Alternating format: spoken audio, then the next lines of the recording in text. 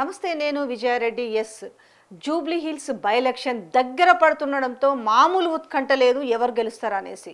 అయితే ఇక్కడ ట్రయాంగిల్ పోటీ ఉందంటే మరి బీజేపీ గురించి ఎవరు మాట్లాడతలేరు. కనీసం మన ముందుకు వచ్చిన సర్వేలలో కూడా ఏమాత్రమన్నా కొంచెం ఇంపాక్ట్ చూపిస్తుందో చూడాలి. బట్ ఇప్పుడైతే మనకు ద్విముఖ పోటీలా కనిపిస్తుంది. సో ఎవరికి మొగ్గు ఎక్కువగా ఉంది అంటే ఎడ్జ్ ఎక్కువగా ఉంది, ఎవరు గెలవబోతున్నారు అనేది చూద్దాం. మనతో మరొక సర్వే వచ్చింది ముందుకు, డీటెయిల్స్ అన్ని అడిగి తెలుసుకుందాం. నమస్తే అండి ఖాదర్ ఖాన్ గారు. ఎస్, మీ క్యూ మెగా పొలిటికల్ స్ట్రాటజిస్ట్ సర్వేనా? సో దీంట్లో శాంపిల్స్ ఏంది, సర్వే డీటెయిల్స్ ఏంది, ఇది ఫైనల్ సర్వేనా? టోటల్ డీటెయిల్స్ చెప్పండి. ఇది ప్రీపోల్ 2 సర్వే మేడం. 1 మనము ఇంతకుముందే మన ఛానల్ ద్వారా ఇచ్చినాము, మిర్రర్ ద్వారా వాళ్ళకి ఆ రోజు చెప్పాము. ప్రీపోల్ 2 కూడా మీకు షార్ట్లీగా రిలీజ్ చేస్తామని. ఎందుకంటే ప్రీపోల్ 2కి ఫైనల్కి చాలా దగ్గరగా ఉంటుంది ఎప్పుడైనా కానీ, ఎందుకంటే గ్యాప్ చాలా దగ్గరగా ఉంది కాబట్టి అందుకని ఇది ఫైనల్గా కూడా ఫైనల్గా దగ్గరగా ఉంటుంది కానీ ఫైనల్ కాదు. సో అందువల్ల ఇక్కడ మేము ఏం చెప్తున్నాం అంటే ఇప్పుడు స్టెప్ అంతకుముందు మనము ఎలా చేసామని 2కి చెప్పాము. ఇప్పుడు కొద్దిగా డెప్త్గా చెప్పబోతున్నాం. ఏం చెప్పబోతున్నాం అంటే మేము సర్వే చేస్తున్నప్పుడు July 4th to still date వరకు తీసుకుంటూనే వచ్చాం. అంటే ఎందుకు ఈ మాట చెప్తున్నానంటే నెల వైజ్ చేసేసి గ్యాప్ ఇచ్చి మళ్ళీ చేయలేదు. కంటిన్యూస్గా అక్కడున్న ప్రజలతో మేము మమేకం అవుతూ 8,000 శాంపుల్ తీయడం జరిగింది ఇప్పటి వరకు ఈ నియోజకవర్గానికి సంబంధించినది. మెథడాలజీ చూసినట్లయితే మీరు satisfaction methodology, sample allocations and random sampling, data collection ద్వారా ఇది తీయడం జరిగింది. మెయిన్ వచ్చేసింది ఇక్కడ ఏదైతే డివిజన్స్ 7 డివిజన్స్ ఉన్నాయో ఇక్కడ ఈ డివిజన్స్లో 2025 by elections Jubilee Hills by election ద్వారా మనం ఇంతకుముందు ఏం చెప్పినామంటే మేడం కాంగ్రెస్ని మాత్రమే గవర్నమెంట్లో పెట్టాం ఇంతకుముందు మనం చెప్పినప్పుడు ఫస్ట్ వీడియోలో. కానీ ఇక్కడ పర్ఫార్మెన్స్ వచ్చేసి కాంగ్రెస్ ప్లస్ ఎంఐఎం అలయన్స్ ఉన్నాయి కాబట్టి ఇప్పుడు కొద్దిగా మేము మార్చినాం స్టార్ట్. వాళ్ళిద్దరికి అయితే ఎలా ఉంటుంది అనేది ఇంతకుముందు సింగిల్ కాంగ్రెస్కే చూసాము, ఇప్పుడు ఎంఐఎం కూడా వాళ్ళ గవర్నమెంట్లో ఉన్నట్లే మేము తీసుకున్నాం వాళ్ళని. పర్ఫార్మెన్స్ అంటే బీఆర్ఎస్ బీజేపీ యాంటీ గవర్నమెంట్గా తీసుకున్నాం. సో ఇప్పుడున్న క్యాండిడేట్కి ఎలా ఉంటుంది అనే దాని పోతే ఇక్కడ మనం తీసుకున్న కేటగిరీస్ ఎలా తీసుకున్నాం అంటే జెండర్గా, ఏజ్గా, క్యాస్ట్ వైజ్గా, education, occupation and income base పైన మేము సర్వే చేయడం జరిగింది. ఇక్కడ ఓట్ షేర్ ఓవరాల్గా డివిజన్ వైజ్ చూసినట్లయితే మేడం ఎర్రగడ్డ 48% వస్తుంది బీఆర్ఎస్కి, 45% కాంగ్రెస్కి వస్తుంది, ఎంఐఎం కాంగ్రెస్కి రెండింటికి. ఇక్కడ బీజేపీకి 5%, అదర్స్కి 2%. బోరబండ వచ్చేకి 47%, అంటే వీళ్ళకి కాంగ్రెస్కి అండ్ బీఆర్ఎస్కి ఓన్లీ 1% మార్జిన్లో బీఆర్ఎస్ ముందంజ ఉంది. ఇక్కడ బీజేపీ వచ్చేసి 5%, అదర్స్ వచ్చి 2%. ఈసబ్ కూడా వచ్చేసరికి ఇక్కడ బీఆర్ఎస్ తగ్గుతుంది, ఇక్కడ కాంగ్రెస్ వాళ్ళకి పర్సెంటేజ్ ఒక 4% ముందంజలో ఉంది. ఇక్కడ 8% వచ్చేసి బీజేపీకి, అదర్స్ వచ్చి 2% ఉంది. వెంగళరావు నగర్ 45% బీఆర్ఎస్కి ఉంది, 43% కాంగ్రెస్కి ఉంది, 10% బీజేపీకి ఉంది, 2% అదర్స్కి ఉంది. రెహమద్ నగర్ బీఆర్ఎస్కి 45% ఉంది, 44% కాంగ్రెస్కి ఉంది, 9% బీజేపీకి ఉంది, 2% అదర్స్కి ఉంది. మేడం షేక్పేట్ ఇంతకుముందు కూడా మేము చెప్పినాం మేడం, షేక్పేట్ అనేది చాలా కీలకంగా ఉంది.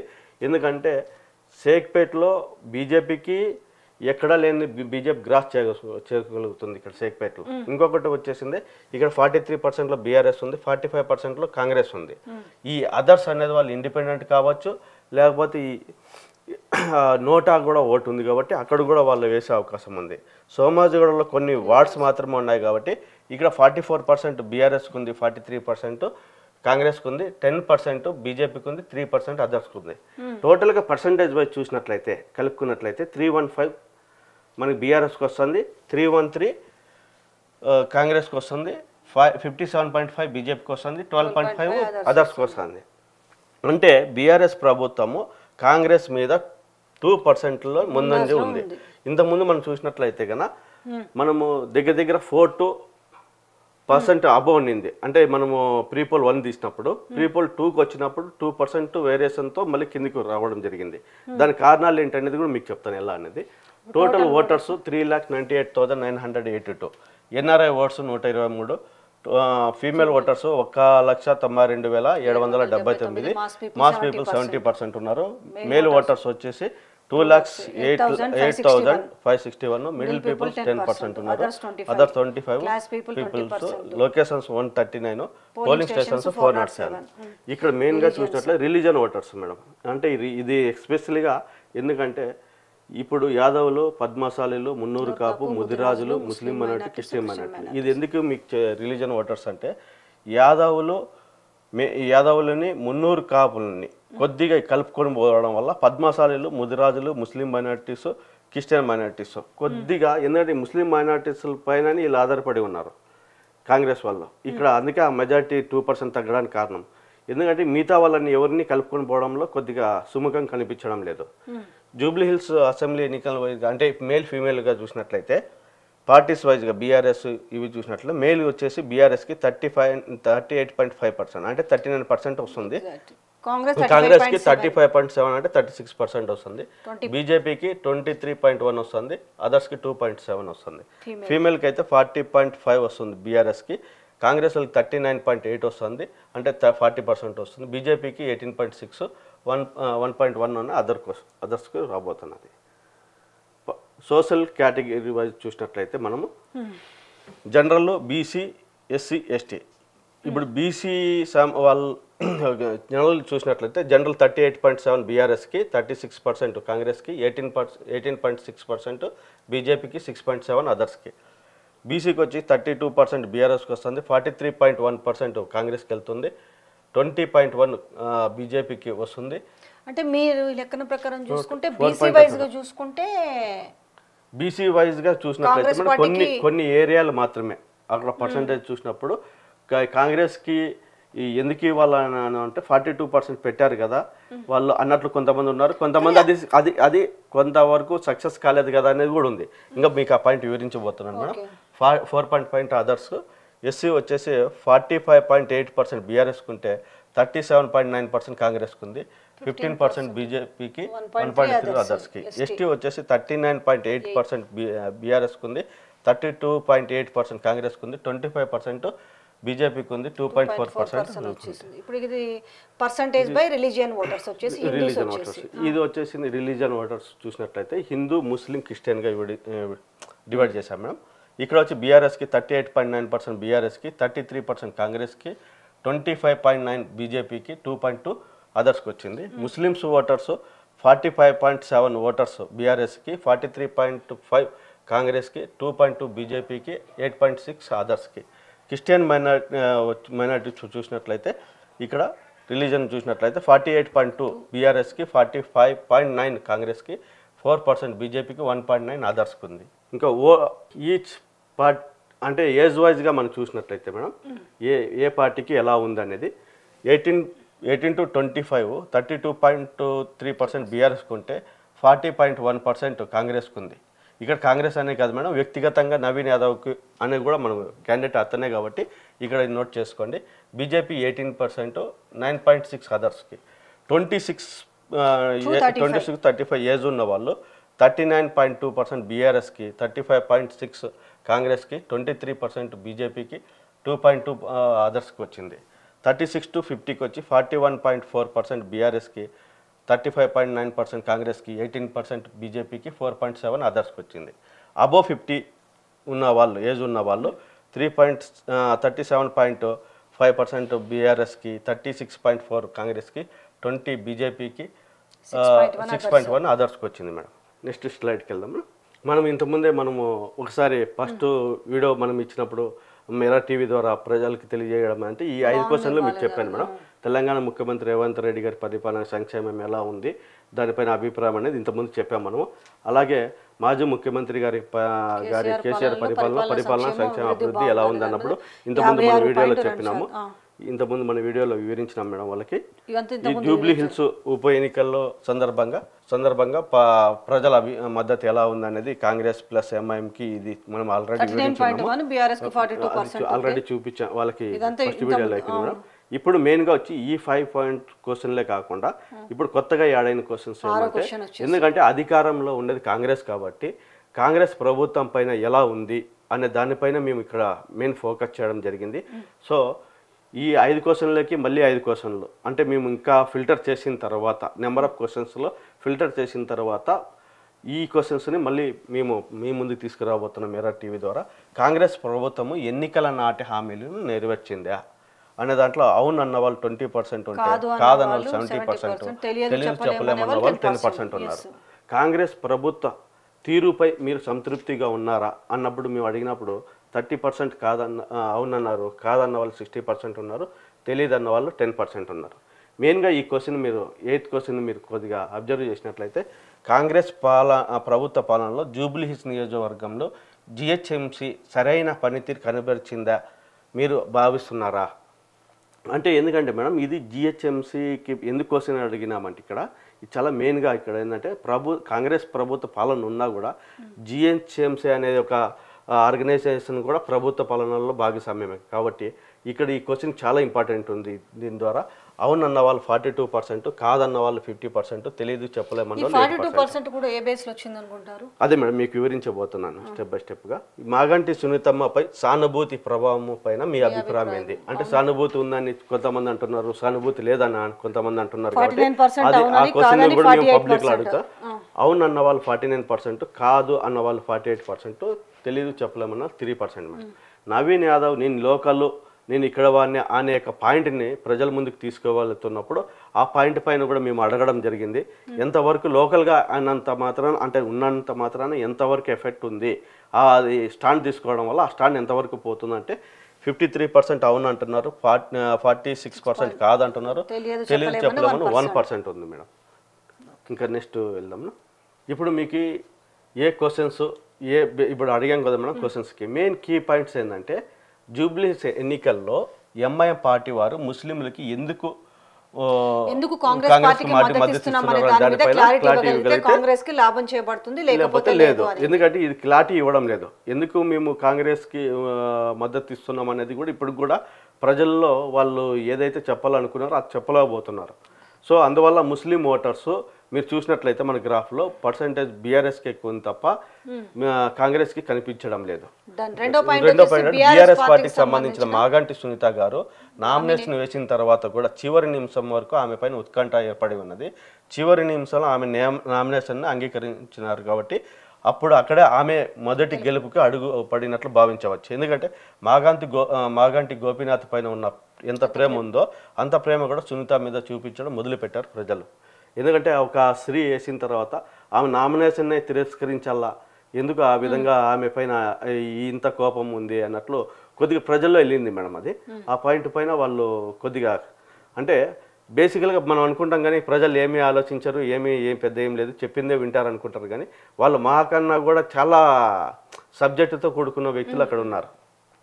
ఇప్పుడు నవీన్ యాదవ్ గారు బీసీ వర్గానికి తమ వెంట క్యాంపెయిన్లో తిప్పుకోవడానికి కొందరికి నచ్చకపోవడం మెయిన్గా, మరియు మైనారిటీస్ మీదే ఆధారపడుతుండడం కూడా కాస్త వెనుకబడుతున్నాడు కనుక కారణం. ఇది మెయిన్ పాయింట్స్ మేడం. ఇవి ఇంకా బలహీనతలు ఎన్ని ఉన్నాయి, కాంగ్రెస్ బలహీనత కేసులు ఉండటం, కాంగ్రెస్ లో వర్గపోరు ఉండటము, అధికార పార్టీపై ప్రజల్లో అసంతృప్తి మరియు వ్యతిరేకత ఉండడము, హైడ్రా కూల్చివేతలో ఆర్టీసీలో ఛార్జీలు పెంచడము, 6 గ్యారెంటీలను సరైన 6 గ్యారెంటీలు అమలు చేయలేకపోవడము, కాంగ్రెస్ బలహీనతలు నవీన్ యాదవ్ పైన ప్రభావితం చూపిస్తున్నాయి. కావున నవీన్ యాదవ్ లోకల్ ఫీలింగ్ ఇక్కడ పెద్దగా ప్రభావితం చూపకపోవడం ఆశ్చర్యం గురి చేస్తున్నది. మీరు అడిగారు అక్కడేమో లోకల్ ఫీలింగ్ ఎక్కువ % వచ్చింది, ఇక్కడేమో మీరు ప్రభావం చూపలేదన్నారు అని కొన్ని. ఇప్పుడు మనకి డివిజన్స్ 7 డివిజన్స్ మేడం. 7 డివిజన్స్ అంటే రెహమద్ నగర్, యూసఫ్ గూడ, తర్వాత బోరబండలో కొద్దిగా, వీళ్ళకి ఇంకా ఈ సోమాజిగూడలో కొద్ది వరకు లోకల్ ఫీలింగ్ అనేది అక్కడ ఆ ప్రభావితం చేసింది తప్ప మిగతాది మెయిన్ ఇప్పుడైతే కీ రోల్గా ఎక్కడైతే షేక్పేట ఉందో ఈ లోకల్ ఫీలింగ్ అనేది షేక్పేటలో కనిపించడం లేదు. సో ఏదైనా కానీ ఇప్పుడు గెలుపు ఓటములకి షేక్పేటే ఒక డివిజనే వెరీ ఇంపార్టెంట్ అనేది మిర్రర్ టీవీ ద్వారా మరి ఒక్కసారి నేను తెలియజేస్తున్నాను. ఇంకోటి ఇంకా 8 వచ్చేసి బీసీ వాళ్ళకి రిజర్వేషన్ అమలు విషయంలో ఇది ఒక రాజకీయ ఎన్నికల భాగంగానే ప్రజలు చూస్తున్నారు తప్ప దానిపైన సిద్ధుతో ముందుకు తీసుకెళ్ళింది అనేది ఏమాత్రం భావించడం లేదు. డబుల్ బెడ్రూమ్లు ఇకపోవడము, జిహెచ్ఎంసీ కోసం నేను అడిగినాను అన్నాడు మేడం. ఎందుకు అడిగానంటే అక్కడ చాలా మంది మిడిల్ క్లాస్ పీపుల్ సంబంధించిన వాళ్ళు ఉన్నారు. 90% అంతా వాళ్ళు బీద వర్గానికి సంబంధించి, అంటే వాళ్ళు బిలో ప్రాపర్టీ లైన్కి ఉన్నారు వాళ్ళు. సో అలాంటి దగ్గర ఈ జిహెచ్ఎంసీ పని చేయకపోతే, సరైన పద్ధతిలో పని అంటే చేపించగలకపోతే కాంగ్రెస్ ప్రభుత్వము ఎంత మైనస్ ఉంటుందనేది ఇప్పుడు తెలుస్తుంది మేడం. నీటి సరఫరా సరిగ్గా లేకపోవడము. అప్పట్లో 25,000 లీటర్లు ఫ్రీగా ఇచ్చారు బీఆర్ఎస్ ప్రభుత్వంలో. ఇప్పుడు అది కూడా సవ్యంగా లేదు, ఉన్నా కూడా అసలు ఆ సిస్టమే ఎత్తేసారట. డ్రైనేజ్ వ్యవస్థ కూడా సరిగ్గా లేకపోవడము, 500 గ్యాస్ గ్యాస్ ఇవ్వలేకపోవడం, హైడ్రా పనితీరు సరిగ్గా లేకపోవడం, 2 లక్షల ఉద్యోగ కల్పన చేయలేకపోవడం. మేడం ఇక్కడ మెయిన్గా చూసే అక్కడ చదువుకున్న వాళ్ళు కూడా చాలా మంది ఉన్నారు. మిడిల్ క్లాస్ పీపుల్లో ఉన్న పిల్లల్లో చదువుకొని జాబులు చేస్తున్న వాళ్ళు చాలా మంది ఉన్నారు. ఉద్యోగాల కోసం వెయిట్ చేసే వాళ్ళు చాలా మంది ఉన్నారు. ఆ ఎఫెక్ట్ ఖచ్చితంగా ఉండబోతుంది. ఇంకోటి అంటే కాంగ్రెస్ పార్టీ అధికారంలో ఉన్న మంత్రుల పైన మరియు ఎమ్మెల్యేలలో ఉన్న అంతర్గత విషయాలపైన ప్రజలు దృష్టీకరించడం అక్కడ మెయిన్గా, అంటే ఏం జరుగుతుంది ఏముంది. కాంగ్రెస్ అన్ని కులాలకు వాళ్ళు కలుపుకొని వెనుకబడి ఉండటము. మెయిన్ వచ్చి ఇక్కడ కీ పాయింట్ ఏమవుతుందంటే మేడం, ఏదైతే వీళ్ళు బస్సు ఫ్రీ పెట్టారో,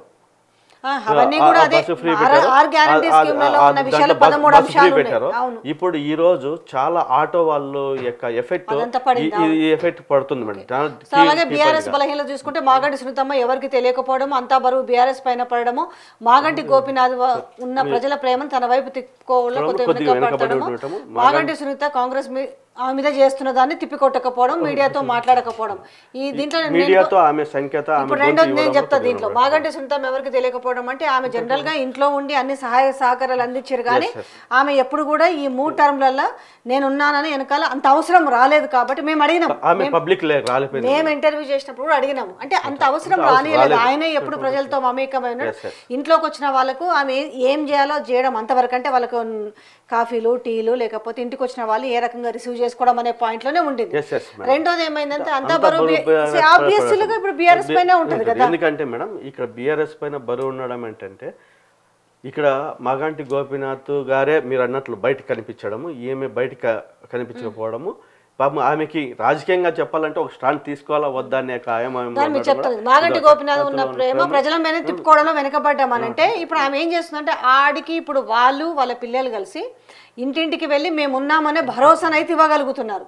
అంటే ఎట్లున్నా కూడా మాగంటి గోపీనాథ్కి సునీత గారికి వచ్చేసరికి కొంచెం ఆ వేరియేషన్ కనిపిస్తుంది. ఆబ్వియస్లీ అదే నేను అంటున్నది మేడం. ఇక్కడ ఏంటంటే ఇంకా కొద్దిగా కష్టపడితే ఆమె వెనుకబడి ఉంది కొద్దిగా. రెండోది ఈ పాయింట్ కూడా చెప్తా. ఈ పాయింట్ నేను అడిగాను ఎందుకు అని అంటే, వాళ్ళు మాట్లాడినట్టుగా చిల్లర మల్లర నేను మాట్లాడలేను కదా, నేను వాళ్ళ విజ్ఞతకే వదిలేస్తా. నేను ఏవైతే సంక్షేమ పథకాలు అందట్లేవో, తర్వాత ఏదైతే గోపీనాథ్ చేసిన మంచి పనులు ఉన్నాయో అవి మాత్రం చెప్పుకుంటూ నేను ప్రజలకు భరోసా ఇచ్చుకుంటూ పోతాను అనేది ఆమె. ఇది ఏంటంటే మేడం, కాంగ్రెస్ వాళ్ళు చేస్తున్న ఏదైతే అభ్యయం ఉందో, ఇక్కడ మెయిన్ మీరు కంపేర్ చేసినట్లయితే బీఆర్ఎస్ ప్రభుత్వము అధికార పార్టీ చేస్తున్న ప్రతి దాన్ని ఎదుర్కొంటుంది. కానీ మాగంటి సునీత అనే ఆమె మీడియాతో మాట్లాడుతూ ఇది తప్పు, ఇలా చేస్తున్నారని. ఎందుకంటే నామినేషన్ వేసిన సమయంలో ఇప్పుడు వ్యక్తిగత ఒక ఆమె చెప్పే విషయం మీరు అన్నది కూడా ఇప్పుడు వ్యక్తిగత విషయం కదా అది. ఆ రోజు ఆమె నామినేషన్ ఆగిపోవడానికి డిఫ్యూజ్ అవ్వడానికి వీళ్ళు చేసే ప్రయత్నంలో ఇప్పుడు ఆమె తిప్పికొడతలేదంటే, ఇప్పుడు అది వ్యక్తిగత విషయానికి వస్తుంది. ఆ వ్యక్తిగత విషయాన్ని తీసుకొచ్చి ఇప్పుడు బజార్లో పెట్టడం వల్ల ఏమవుతుంది అంటే, సింపుల్ థింగ్, అసలు విషయం మీద కాన్సన్ట్రేషన్ పోయి కొసరి విషయం మీదకి వస్తుంది. అది ఒకటి మీరు అలా ఉంచారు మేడం. ఇది ప్రజల యొక్క భావాన్ని నేను వ్యక్తపరుస్తున్నాను.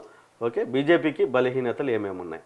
లంకా దీపక్ రెడ్డి గారు దాని గురించి మాట్లాడుకోవడం కూడా సరైన సమయంలో సీట్ కేటాయించడం ఆలోచన చేయడం, బీజేపీ పార్టీ క్యాడర్ సమన్వయ లోపం ఉండడం, కిషన్ రెడ్డి వర్గం చెందిన వారు తప్ప మిగతా వర్గం వారు అంతగా పట్టించుకోకపోవడం, బీజేపీ వారు తూతూ మంత్రంగా పనిచేయడం, బీజేపీలో బీసీ వర్గానికి ప్రాధాన్యత లేకపోవడం, ఇక్కడ చాలా వెనుకబడి ఉండిపోవడం, బీజేపీ ప్రభుత్వం ఏం చేసిందని జూబ్లీ హిల్స్ కొరకు నిక్కచ్చిగా చెప్పలేకపోవడం.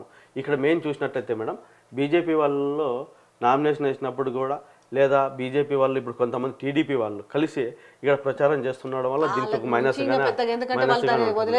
వాళ్ళు వదిలేసినట్టే అనిపిస్తుంది కదా. ఇక్కడ చూసినట్లయితే మేడం, మనము ఇంతకుముందు ఒక పాయింట్ మీ దృష్టికి తెస్తున్నాను మేడం. ఏంటంటే మన మిరా టీవీ ద్వారా మనం ఏదైతే ఇంతకుముందు పాయింట్ మాట్లాడినాము, కేంద్ర ముస్లిం వాళ్ళకి రాష్ట్ర క్యాబినెట్ హోదా ఇవ్వకపోవడం లేదు, అందువల్ల అది పెద్ద మైనస్ అవుతుంది కాంగ్రెస్ వాళ్ళకని మనం చెప్పాం. వాళ్ళు మన మీ ఛానల్ చూసి మా సర్వే ద్వారా చూసారా లేకపోతే ఇంకోటి ఏముంది లేదు, కానీ అజరుద్దీన్ గారికి అక్కడ ఒక మంత్రి పదవి కేటాయించడము, అందులో ఇప్పుడు ఇంకోటి ఏంటంటే ఎమ్మెల్సీనే Simple thing ఒకటి కన్ఫర్మ్ అడుగుతానండి ఎమ్మెల్సీనే కన్ఫర్మ్ కాలేదు కాలేదు అయితే 6 ఆయన నెలల ఒక నిమిషం అందులో 6 నెలల వరకు ఆయన మంత్రిగా ఉండొచ్చు ఓకే అది వేరు ఉత్తుత్తి ఎమ్మెల్సీ ఉత్తుత్తి మంత్రి ఇక్కడ సరే ఎలక్షన్ వరకే తీసుకొచ్చారు ఇప్పుడు వేదిక పైన రెండో అంశం ఇంకోటి కూడా చెప్తా ఇప్పుడు అజారుద్దీన్ మంత్రి పదవి ఒకటి నిన్న ముఖ్యమంత్రి రోడ్ షోలో మాట్లాడుతూ ఎన్టీఆర్ అమీర్పేట్ చౌరస్తాలో ఎన్టీఆర్ విగ్రహానికి సంబంధించిన విషయాన్ని కూడా అంటే ఇప్పుడు ఎలక్షన్ల వరకు ఇప్పటికిప్పుడు ఎలక్షన్ల కోసం తాయిలాలు ఇస్తే నమ్మే పరిస్థితి జూబ్లీ హిల్స్ ప్రజల్లో ఉన్నారు లేరు మేడం. అందుకే అది ఎందుకంటే మేడం ఇప్పుడు తీసుకున్న స్టాండ్ వేరు ఇంత ముందు నుండి చేస్తున్నది ఏం చేస్తున్నారు అనేది ప్రజలు గ్రహిస్తున్నారు తప్ప ఇప్పటికిప్పుడు చిన్న. అందుకే నేను ఏం చెప్తున్నానంటే మా సర్వే ద్వారా మీ టీవీ ద్వారా వెళ్ళినా కూడా మంత్రి పదవి ఇచ్చిండొచ్చు కానీ అది ఎఫెక్ట్ ఎంతవరకు ఉంటుందని దానిపైన క్లారిటీ ఇస్తున్నాను. నేను ఒక క్యూమేగా పొలిటికల్ స్ట్రాటజిస్ట్గా నాకు తెలిసినది ఇంపార్టెంట్గా నేను చెప్పబోతున్నాను. ఎందుకంటే జూబ్లీ హిల్స్ ఎన్నికలలో మాత్రమే అంటే ఆయనకి ఎమ్మెల్యే టికెట్కి అయితే పనికిరాడు కానీ గెలవలేడు కానీ అతనికి మంత్రి పదవి ఇచ్చేసి అందులో కూడా ఏంది 2 సార్లు కొట్టేసిన సుప్రీంకోర్టు కూడా కొట్టేసిన ఎమ్మెల్సీ పదవిని మళ్ళీ అతనికి ఇస్తానండి. ఇప్పుడు ఎమ్మెల్సీ కూడా కన్ఫర్మ్ కాలేదు, సీట్లు లేదు కానీ వీళ్ళు ఏదో ఒకటి ఇచ్చి ఎందుకంటే మెయిన్గా వచ్చేసి అది ఒక వీళ్ళు తెలుసో తెలియకో ఒక రాంగ్ స్టెప్ని మళ్ళీ ప్రజెంట్ చేయబోతున్నారు ప్రజల దగ్గర. సో అది ప్రజలు బాగా గమనించినారు కాబట్టి ముస్లిం ఓటు సంఖ్య మీకు ఏం చెప్పానంటే దగ్గర కాంగ్రెస్తో కంపేర్ చేస్తే బీఆర్ఎస్కే ఎక్కువ ఉంది అనేది మీకు తెలియజేస్తాను. ఇక్కడ ఇంతవరకు ఎప్పుడే కానీ క్యూమేగా పొలిటికల్ స్ట్రాటజిస్ట్ ఖదర్ ఖాన్ అనే నేను ఇంతవరకు ఎవరే కానీ ఓట్ల శాతంతో ఓట్లు ఎన్ని పడతాయి అనేది కూడా ఎవరు చెప్పలేదు. ఈరోజు మిర్రర్ టీవీ ద్వారా మీకు తెలియజేస్తున్నది అంటే ఎన్ని ఓట్స్ పడతాయి ఏ క్యాండిడేట్కి ఎంతవరకు ఓట్లు టోటల్ ఓట్లు ఎంతవరకు పడవచ్చు అనేది కూడా మీకు క్లియర్గా చెప్తున్నాను. ఎందుకంటే ఇది నోట్ పాయింట్ ఎందుకు చెప్తున్నానంటే ఇంతవరకు ఎన్నో సర్వేలు వచ్చిండొచ్చు మీ ముందుకి ఏ సర్వే కూడా పర్సంటేజ్ బేస్గా 2% వాళ్ళకు ఉంటుంది 3% వీళ్ళకు ఉంటుందని చెప్పారు కానీ ఎన్ని ఓట్స్ పడబోతున్నాయి ఎలా పడబోతున్నాయి అనేది మాకు క్లారిటీగా మీకు స్టెప్ బై స్టెప్గా వివరించుకుంటూ వచ్చాను. మాగంటి సునీతమ్మ గారికి 92,250 ఓట్స్ పడుతున్నాయి. ఇంకా ఆ అంత ఉండొచ్చు కానీ దానికన్నా పెరిగే అవకాశం ఉంది కానీ తగ్గే అవకాశం అయితే ఇక్కడ కనిపించడం లేదు మాకైతే మా సర్వే ద్వారా. ఆమె 45% ఇప్పటికే గ్యాదర్ చేసి ఉన్నది. సో మేము ఎంత క్యాల్కులేట్ చేసినా కూడా ఈ పర్సంటేజ్కి వచ్చింది తప్ప ఇంక దిగే పరిస్థితి అయితే లేదు, పెరిగే పరిస్థితిలో ఉంటుందని ఇక్కడ మేము గ్రహించవచ్చు. నవీన్ యాదవ్ గారికి 87,750 ఓట్స్ అంటే దగ్గర 39% వస్తుంది. ఇక్కడ 2% వేరియేషన్ ఉంది. 2% వేరియేషన్ ఎందుకు ఉందంటే వీళ్ళు చేసినది యొక్క కాంగ్రెస్ ప్రభుత్వం యొక్క అంత నెగిటివిటీ నవీన్ యాదవ్ పైన పడడము ఇక 2% కిందకి రావడము జరుగుతున్నది. సో ఇక లంకా దీపక్ రెడ్డి గారికి 38,250 పోల్ అవబోతున్నాయి 17%. బీజేపీ వాళ్ళు 3rd ప్లేస్లో ఉండబోతున్నారు. ఇంకా మెయిన్గా చెప్పాలంటే లంకా దీపక్ రెడ్డి గారికి మేము ఈ 38,250 ఏదైతే ఉందో ఇది ఇంకొన్ని ఏరియాలో తగ్గబోతున్నది. ఎందుకంటే ఇది మీ ఫైనల్ కాదు, ఇది ఇక్కడైతే మేము ఫైనల్గా చెప్పగలుగుతాం దీన్ని పెరుగుతుంది కానీ దీన్ని పెరుగుతుందని మేము చెప్పలేము. ఇది తగ్గుతుంది. ఎప్పుడైతే బీజేపీకి తగ్గుతుందో బీఆర్ఎస్కి లాభంగా చేకూరుతుంది అనేది. అందుకే నేను ఏం చెప్తున్నాను అంటే ఇది పెరుగుతుంది కానీ ఇది పెరగదు అని చెప్తున్నాను నేను. ఎందుకంటే ఈ ఓట్స్ అనేది 100%గా మీకు 38,000 అంటే నియర్లీ 35,000 లేదా 28,000 వరకు అంటే 30,000 వరకు అది క్యాచ్ చేయగలిగిన క్యాపబిలిటీ ఉంది. అందుకని 17%లో 3rd ప్లేస్లో ఉంది. ఇంకా అదర్స్ విషయానికి వస్తే ఇండిపెండెంట్లు కావచ్చు లేదా నోటాకి వేసే వాళ్ళు కావచ్చు 3% ఉన్నారు. మేము మా యొక్క సర్వే ద్వారా మేము గ్రహించింది ఏంటంటే 3,98,000 ఓట్లు ఉన్నప్పుడు మేము ఏమనుకున్నాం అంటే 2,25,000 ఓట్లు ఖచ్చితంగా పోల్ అవుతాయని మేము అనుకుంటున్నాం. ఎందుకంటే ఇప్పుడున్న కాంగ్రెస్ పైన ప్రజలు అంటే ఒక ఆటో వాళ్ళు కావచ్చు లేకపోతే 6 పథకాలు అందని వాళ్ళు కావచ్చు లేకపోతే ఈ ప్రభుత్వము అంటే మేము ఇప్పుడు బీఆర్ఎస్ని గెలిపించుకుంటే కాంగ్రెస్ వాళ్ళు చేయని పనులు కూడా చేస్తారనుకోవడము ఇదొకటి. ఇప్పుడు మేము ఇవన్నీ ఇవన్నీ దృష్టిలో పెట్టుకొని ఇప్పుడు మీ ముందుకి తీసుకురావడం జరిగింది. ఓటు శాతం అంటే ఎన్ని ఓట్లు పడుతున్నాయి ఏం లేదు అనేది కూడా మీకు క్లియర్గా వివరించడం. అంటే 41% మాగంటి సునీతమ్మకి, 39% నవీన్ యాదవ్కి, 17% లంకా దీపక్ రెడ్డి గారికి, 3% అదర్స్కి పడుతుంది అనేది మీ ఈ మిర్రర్ టీవీ ద్వారా క్యూమేగా పొలిటికల్ స్ట్రాటజిస్ట్ అయిన నేను ఖదర్ ఖాన్ పట్టానని నేను ఓట్లతో సహా మీ ముందుకు ఉంచినాను. ఇంతవరకు ఎవరైనా ఎన్ని ఓట్లు పోల్ అవుతాయని ఎవరు చెప్పలేమడం లేదు. ఎందుకంటే 2% అది ముందు ఉంది 2% ఇది ఉందని ఒక డైనమో క్రియేట్ చేసి ప్రజల్లో లేని ఒక ఫీలింగ్ని క్రియేట్ చేస్తున్నారు. ఎందుకంటే ఒక మహిళగా ఒక భర్త అకాల మరణం తర్వాత ఎప్పుడైతే ఈమె ఒక స్టాండ్ తీసుకున్నట్లు పార్టీ చెప్పిందో పార్టీ ఏదైతే కేటీఆర్ కానీ కేసీఆర్ కానీ ఒక భర్త లేని వాళ్ళ ఫ్యామిలీకి మేము అండగా దండగా ఉన్నామనే ఒక మాట ప్రజల్లోకి ఎక్కువ పోవడం వలన ఈ ఓటు శాతం ఎక్కువ వస్తుంది. ఇంకా ఈ ఓటు శాతం పెరిగే అవకాశం ఉంది కానీ తగ్గే అవకాశం అయితే లేదు అనేది నేను క్లియర్ కట్గా మిర్రర్ టీవీ ద్వారా మీ ముందుకు తీసుకొస్తున్నాను. Thank you. అయితే మీరు చూసారు కదా ఈ సర్వేని. అయితే జనరల్గా ఆయన చెప్పినట్టుగా ఒక 2%, 3%, 5% పర్సంటేజ్లు చెప్తారు. అయితే మనం ఇక్కడ గమనించాల్సిన గొప్ప విషయం ఏంటి అని అంటే, ఒకవైపు ఏమో రేవంత్ రెడ్డి రోడ్ షోలు చేసుకుంటూ ఇప్పటికిప్పుడు అంటే ఇక్కడ ఎన్టీఆర్కి సంబంధించిన ఫ్యాన్స్ ఉన్నారు కాబట్టి ఆ ఓట్లు కూడా ఉంటాయి కాబట్టి ఆ ఓట్లు నాకు రావాలన్న దాంతో ఇన్ని రోజులు లేనిది ఎన్టీఆర్ గారి మీద ప్రేమ ఇప్పుడు పుట్టుకొచ్చి ఇప్పటికిప్పుడు విగ్రహం పెడతామని చెప్పడం మైత్రివనం చౌరస్తాలో. బట్ అది నిజంగానే ప్రేమ ఉంటే ఆయన అధికారంలోకి వచ్చిన వెంటనే ఆ డెసిషన్ తీసుకోవచ్చు. కానీ ఆ డెసిషన్ ఈ ఎలక్షన్స్ కోసమే తీసుకుంటున్నారనే విషయాన్ని ఇప్పుడు మనకి ఇందులో రిఫ్లెక్ట్ అవుతుంది. ఇంకొకటి ఏంటంటే మెయిన్గా హజారుద్దీన్కి మంత్రి పదవి ఇవ్వడం. ఎందుకంటే ఎమ్మెల్యేగా గెలవలేని వ్యక్తికి 16,000 మెజార్టీతోటి ఓడిపోయింది గత ఎలక్షన్లో ఆయన. కానీ ఆ సీటు ఆయనకే ఇవ్వాలి. ఆ సీటు కోసం హజారుద్దీన్ కూడా మస్తు ప్రయత్నం చేసాడు కానీ ఆయనకి ఇవ్వలేదు. ఇవ్వకపోగా అంటే ఎమ్మెల్యే సీటుకు పనికిరాని వ్యక్తి ఇప్పుడు మంత్రిగా పనికి వచ్చి మంత్రివర్గంలో స్థానం కల్పించినంత మాత్రాన ఎలా గెలుస్తారు అనేసి ఈరోజు జూబ్లీ హిల్స్ నియోజకవర్గ ప్రజలే మాట్లాడుకుంటున్నారు. సో ఓవరాల్గా తెలిసింది ఏంటంటే ఈ యొక్క సర్వే ద్వారా ఓట్లను కూడా చెప్పడం జరిగింది. ఓకే, ఈ క్యాండిడేట్కి ఇన్ని ఓట్లు వస్తాయి, ఈ క్యాండిడేట్కి ఇన్ని ఓట్లు వస్తాయని స్పెసిఫిక్గా మెన్షన్ చేయడం జరిగింది. ఇక్కడ చూసుకుంటే మాగంటి సుంతకు వచ్చేసి 92,250 ఓట్లు అంటే 41% ఇది పెరిగే అవకాశం ఉందని కూడా చెప్తున్నారు. బట్ ఇది అటవచ్చు ఇది అవ్వచ్చు కానీ వాళ్ళు చేసింది యాజ్ ఆఫ్ నవ్ వరకు ఉన్న రిజల్ట్ తీసుకొచ్చి మన ముందు పెట్టారు. నవీన్ యాదవ్కి వచ్చేసి 87,750 ఓట్లు అని చెప్తున్నారు. లంకా దీపక్ రెడ్డికి 38,250 అని చెప్తున్నారు. తగ్గొచ్చు కూడా అని చెప్తున్నారు. 17% ఆయన ఉన్నాడు.